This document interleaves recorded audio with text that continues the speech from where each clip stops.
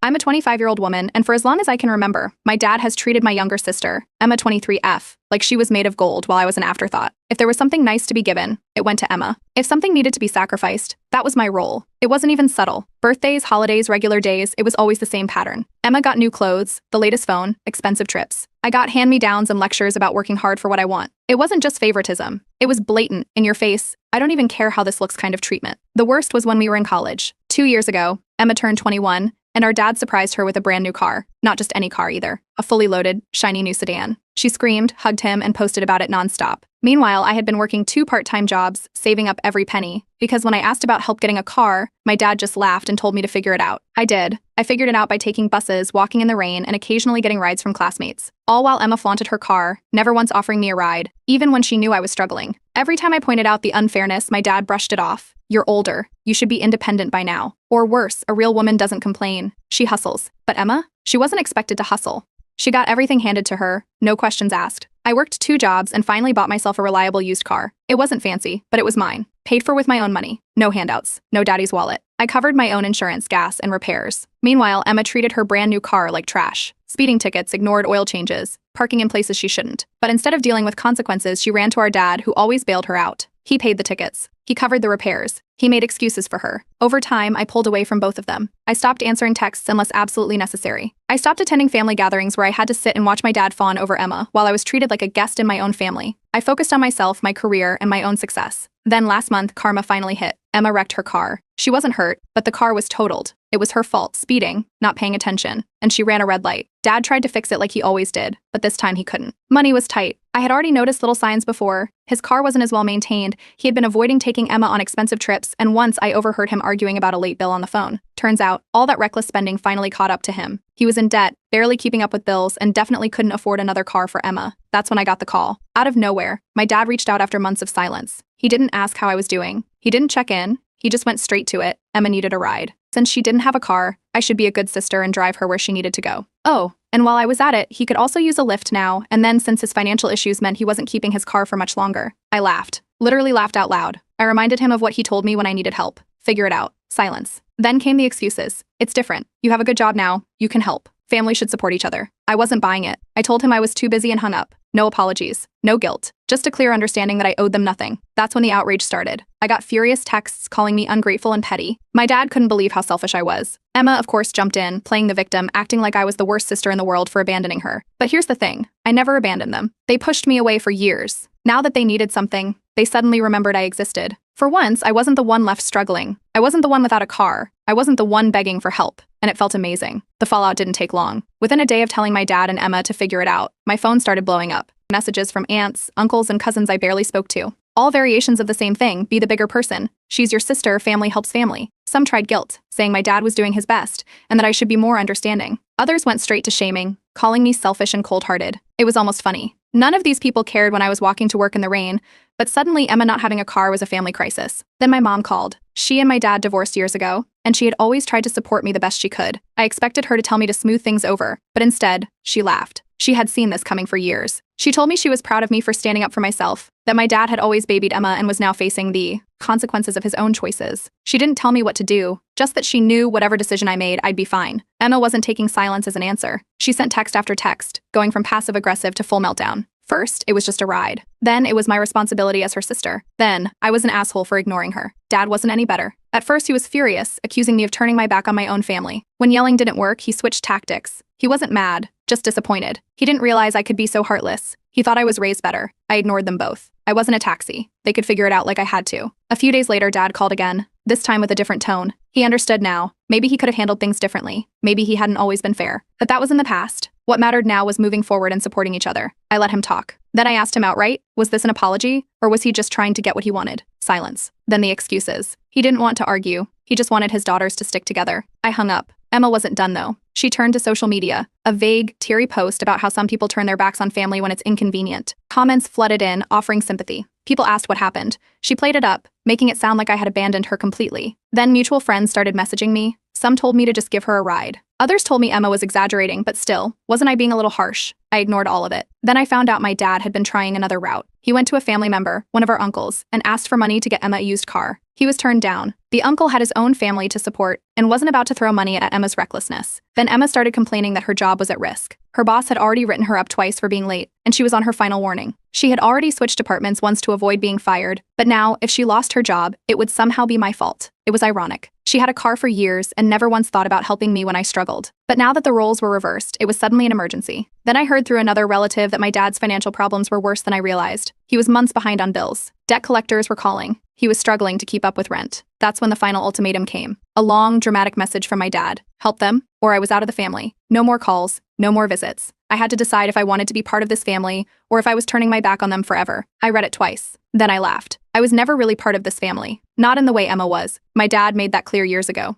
I blocked them both. Phone, social media, everything. And for the first time in my life, I felt completely free. Blocking my dad and Emma wasn't the end of it. Not even close. If anything, it only made them escalate. The first sign of trouble was when I got removed from the family group chat. No warning, no explanation. 1 second, I could see the messages, and the next I was locked out. Then a cousin sent me screenshots. The chat had turned into a full-on smear campaign. My dad was ranting about how I had turned my back on family and how he never thought I'd be so cold. Emma piled on, calling me heartless and cruel. Some relatives jumped in, agreeing that I should help because family is family. Others, though, pushed back, pointing out how I had been treated for years. The group split into two sides. Some backed me, saying I was right to walk away. Others acted like I had committed some kind of betrayal. A few tried to stay neutral, saying it was a misunderstanding and that we just needed to talk it out. Then my dad messaged me from a new number. A long, fake apology. He understood that he had made mistakes and he just wanted to move forward. No mention of the group chat, no acknowledgement of what he had done, just a vague, manipulative attempt to act like he had changed. I blocked the number. Emma went the social media route again. This time, she tagged me directly. A dramatic post about how sometimes the people you trust the most will abandon you when you need them the most. The comments were filled with sympathy, people telling her to stay strong, and that she deserved better. Then my friends saw it, and they weren't having it. One by one, they started commenting with receipts, calling out Emma's lies. Some brought up how she never offered me rides when I needed them. Others straight up asked why she expected me to help now when she had ignored me for years. Emma doubled down at first, arguing with anyone who called her out. She posted long, defensive comments about how she was just telling the truth and how she couldn't believe how cruel people could be. But as more and more people called her out, and mutual friends started unfollowing her, she eventually gave up. By the next day, the post had quietly disappeared. But the real escalation happened at work. A coworker pulled me aside, saying someone had called the office,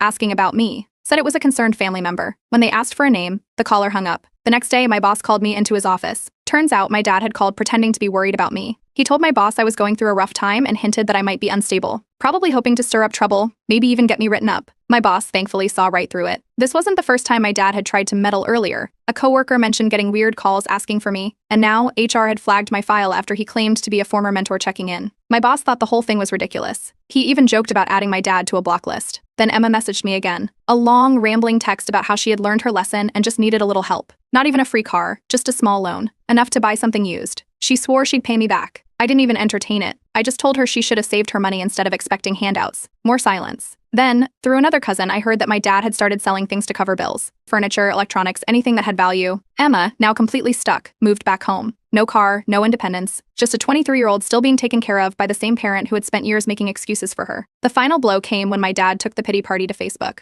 A long, dramatic post about how sometimes the people you raise and love turn their backs on you. No names, but it was obvious. Comments flooded in. More sympathy. More people telling him to stay strong. I scrolled past it and moved on. No anger, no guilt, nothing. Because at the end of the day, this was karma doing its job. I had spent years walking in the rain while Emma sped past me in a new car, and now she was the one stranded. I thought things had finally died down. My dad and Emma had been blocked, the Facebook pity party had run its course, and I was back to focusing on my own life. Then, I ran into them at the grocery store. I was grabbing a few things when I turned a corner and almost bumped into my dad. Emma was right next to him, holding a half-empty basket. She saw me first, her face twisting like she'd just bitten into something sour. My dad, on the other hand, immediately switched into performance mode. He plastered on a fake smile and acted like nothing had happened. A casual, "Oh hey, how have you been?" Like we hadn't just gone through weeks of drama. Like he hadn't tried to manipulate, guilt trip, and drag my name through the mud. Emma, still glaring, let out a sarcastic snicker, loud enough for me to hear. Then, without missing a beat, she muttered, "Must be nice having a car, huh?" I shrugged. "It is. You should try saving up for one." Her jaw clenched. My dad, sensing things weren't going the way he wanted, decided to make a scene. Right there, in the middle of the store, he raised his voice. Not yelling, but just loud enough that people nearby started glancing over. "Can't you just help your family? We're struggling, and I know you have the means to do something about it. I raised you better than this." A few shoppers slowed their carts, pretending to browse while clearly eavesdropping. I stayed calm. I walked for years. You told me to figure it out. So, figure it out. Emma let out a dramatic gasp, like I had just personally insulted her entire existence. Then, she exploded. The words flew out fast, something about how I was selfish, how I had no heart, how she couldn't believe I would watch my own sister suffer. Then, in true Emma fashion, she stormed off, leaving my dad standing there, looking lost. A woman nearby, probably in her 50s, turned to me and smiled. "Good for you," she said under her breath. "Don't let them guilt you." My dad must have realized the pity act wasn't working, because he mumbled something under his breath and hurried after Emma. By the time I finished shopping and got home, Emma had already taken the drama online. A passive-aggressive post about how sad it is when your own blood turns their back on you. More sympathy comments. More people telling her to stay strong. Mutual friends started messaging me, asking what happened. I ignored them. Then, late that night, a message popped up from an unknown number. It was my dad. A long paragraph about how he had no choice but to reach out because things were getting desperate. He needed my help co-signing a loan to get Emma a used car. Not even buying it, just co-signing. I blocked the number without responding. They were never going to change. I thought blocking my dad and Emma would finally put an end to their nonsense. I was wrong. A few days after the grocery store incident, a coworker pulled me aside at work. Someone had been calling the office, repeatedly asking for me. No name, just a concerned family member wanting to check if I was doing okay. That set off alarm bells immediately. I hadn't told anyone in my family where I worked, so whoever was calling had to be digging. Then my boss called me into his office. Apparently, someone had called HR, claiming to be a former mentor and expressing concern about my well-being. He had been vague, dropping hints that I was struggling emotionally and might not be fit for work. Thankfully, my boss and HR saw through it. They recognized manipulation when they heard it. My boss saw right through it. He knew my work ethic and had no reason to take it seriously. He reassured me that HR had already flagged my file to ignore any future calls from my dad. If he tried again, security would handle it. I thought that was the end of it. Then Emma tried her luck. A few days later, another call came in. This time, it was my so-called worried sister asking if I was under a lot of stress lately and if my job could go easy on me. A coworker answered that call, and instead of playing along, they hit Emma with pure sarcasm. "Oh, Op is doing great. She's been loving life, enjoying her car, and thriving. Should I take a message?" Emma hung up immediately. Minutes later, my phone buzzed with a text from her. A furious rant about how humiliating it was to be mocked by my own coworkers. How I was turning everyone against her and making things worse. I didn't respond. Then my dad switched tactics. Since direct contact wasn't working, he dragged in another family member, our uncle. I got a call from my uncle, who rarely ever reached out. He sounded hesitant, saying he had heard that I was being really harsh toward my dad and Emma. That family should stick together. That whatever had happened, we should move past it. I asked him exactly what my dad had told him. Turns out my dad had painted a completely different story. In his version, he had done his best to be a good father, and I had randomly cut him off and refused to help during tough times. Emma was struggling because of my cold-heartedness. He made it sound like I had turned my back on them for no reason. So I laid it all out. The years of favoritism. How I had to work 2 jobs while Emma got everything handed to her. How my dad had laughed in my face when I asked for help but expected me to step up now that Emma had lost her car. The constant manipulation. The workplace calls. The social media pity party. Silence. Then my uncle sighed. He hadn't known any of that. He had only heard my dad's side. A few days later, I heard through a cousin that my uncle had actually called out my dad for how he had treated me. He wasn't taking his side anymore. That was a small victory. Meanwhile, Emma's problems were getting worse. Since she had no car, she had been relying on Uber and coworkers for rides. But she was still showing up late too often, and her boss had apparently given her a final warning. If she didn't fix it, she'd lose her job. Then another piece of news: my dad was months behind on rent. The financial issues he had always ignored were catching up to him. And that's when he made his final move. A long voicemail. Over 5 minutes long. He was done being angry. Now, he was hurt. He wanted to fix things. He wanted to move forward. He just wanted us to forgive each other. I deleted it without listening past the first few seconds. Because, at this point, I already knew exactly how this would go. And I wasn't falling for it again. I thought I had finally put the past behind me. My dad was blocked. Emma was spiraling. And I had no reason to look back. But then, out of nowhere, an unexpected call changed everything. It was from an estranged aunt, my dad's older sister. She had been distant from the family for years, never really involved in the drama. But she told me she had been following what had been happening, and that there was something I needed to know. Something about Emma. She didn't sugarcoat it. Emma wasn't my dad's daughter. She was the product of an affair. My dad had cheated on my mom, and Emma was the result. My mom found out when Emma was still a baby. The reason she divorced my dad wasn't just because of his favoritism. It was because she knew the truth and decided to walk away quietly rather than let the whole thing blow up and ruin my childhood. But my dad? He couldn't walk away. He had spent years overcompensating, spoiling Emma rotten to make sure she stayed close to him. She wasn't just his favorite. She was his guilt personified. Everything suddenly made sense. The endless gifts. The excuses. The way he never let her face consequences but always expected me to struggle. He had been trying to buy Emma's love to make sure she didn't one day leave him the way my mom had. And in doing so, he had thrown me aside like I didn't even matter. I called my mom right after. She didn't deny any of it. She had kept it quiet because she didn't want to drag me through the mess when I was a child. She figured that eventually I'd see the truth on my own.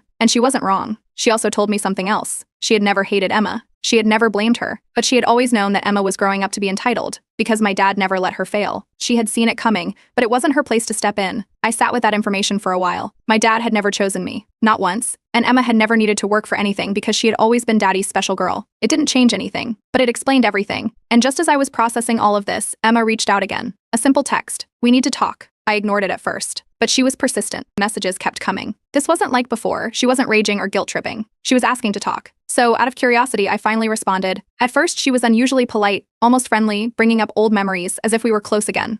But the moment I asked why she was really reaching out, her tone shifted. She didn't want to fix things. She wanted something. Her boss had finally had enough of her constant lateness. She had one last chance, get reliable transportation or lose her job. That's why she suddenly understood. That's why she wanted to make things right. She thought she could manipulate me the way she had manipulated my dad her entire life. I asked her outright, if she had a car, would she even be talking to me right now? Silence. Then, instant rage. The real Emma came out fast. I was an arrogant asshole for thinking I was better than her. She called me selfish, pathetic, said I was making life harder for no reason. I didn't respond. I blocked her for good, and this time I felt nothing. I had finally cut my father and Emma out of my life for good. No contact, no guilt, no regrets. I figured that was the end of it. But then a letter arrived that changed everything. It was from a lawyer's office, addressed directly to me. At first I thought it was some scam, but when I opened it, I saw something I never expected. I had been left an inheritance. I remembered an old family friend, someone who had always admired how I worked hard despite everything. I hadn't spoken to them in years, but they always told me they respected my independence. Now, it seemed they had left me a parting gift. Apparently a distant relative, someone I barely even remembered, had passed away and left a significant sum in my name. Not a fortune, but enough to make a real difference. The letter explained that this person had been an old family friend. They had seen how hard I worked, how I built my life on my own, and they admired my independence. They wanted the money to go to someone who had actually earned it. It didn't seem real at first, but then I met with the lawyer, and the reality sank in.